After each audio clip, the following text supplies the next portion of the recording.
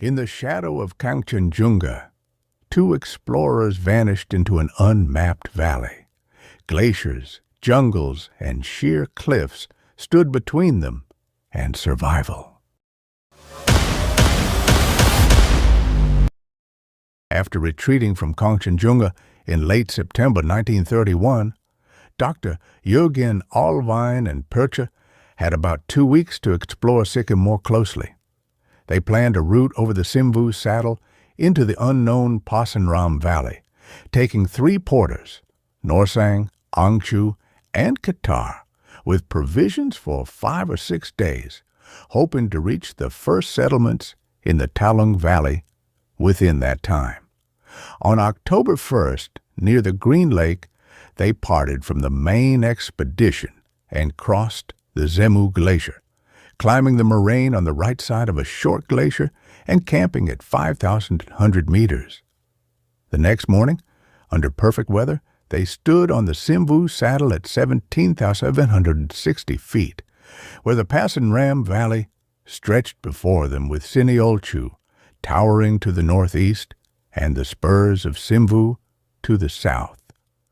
They immediately noticed errors in the map, as the Passanram Glacier did not rise from the saddle as indicated. The descent into the valley was steep and impassable over the hanging glacier, forcing them into a rock couloir and then through a maze of crevasses, before they finally reached the main glacier and camped on its moraine in heavy rain. The following day brought brilliant weather. They climbed a slope to survey the country, marveling at Sinolchu's rock wall, nearly 13,000 feet high, and the strange glaciers formed below it. Continuing down the glacier, which was steep but clear of debris, they saw ibex grazing unafraid. By midday, they reached the glacier's snout and camped in a valley basin with the first trees and dense bushes. Perfect weather accompanied them again as they moved down the right bank, occasionally forced up steep forested slopes and cutting paths with a bowie knife. In one basin, they found charcoal traces of human presence, but could not see how anyone had come through, as the valley narrowed into an impassable glen. Unable to cross the river due to high water, they camped, planning another attempt. The next morning, the torrent proved too dangerous, so they climbed the forested slope toward a saddle, but by afternoon they realized they had gone too high. Deciding to abandon Passanram and strike directly into the Talung Valley, they bivouacked in the forest, sleeping on rhododendron leaves. Provisions were running low after 5 days. On October 6th, they fought through dense rhododendron jungle, making painfully slow progress. From a clearing, they glimpsed Sinolchu and the Passanram Valley as far as Singik, then struggled again through undergrowth to reach the saddle, leading to Talung. A broad plateau, covered with boulders and rhododendron, delayed them further. Finally, they camped in a small high valley with edible berries. The next morning, after initial progress, they were blocked by precipices and bamboo thickets. They climbed to a ridge where they discovered traces of a path with axe marks and broken twigs, but soon lost it and spent hours searching in vain. As evening came, a sheer precipice forced them to camp once again without reaching Talung.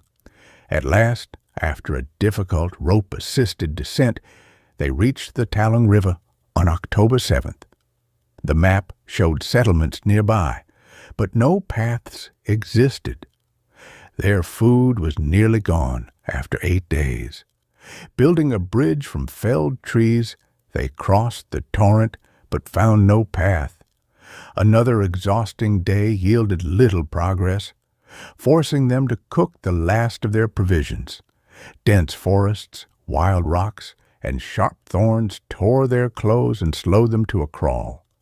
By October 9th, after much struggle, they found fresh signs of human presence and eventually reached a hut with meager food. Soon after, they encountered locals, the Lepchas, who regarded them with suspicion. By afternoon, they arrived at Sakyong village, where they finally ate well and hired a local guide. Crossing the Talung River on a rope suspension bridge, they climbed into the Talung Valley and camped at bay. Marching through magnificent forests, they returned to the Talung Valley, crossing by Bamboo Bridge and climbing to Ronglu. From there, the path led into a secondary valley over a ridge with fine views and down to Lingtam, where they were met by a lama bringing food in exchange for their Bowie knife. The valley was more populated, with rice and millet fields and livestock. They passed several villages, then reached a gap opposite Mangan, descending the steep Tista Valley and climbing back to Mangan. Though their comrades awaited them at Singik, they were too tired to continue, sending a messenger instead. Bauer, anxious about the delay, came to look for them, thus ending their long and difficult journey.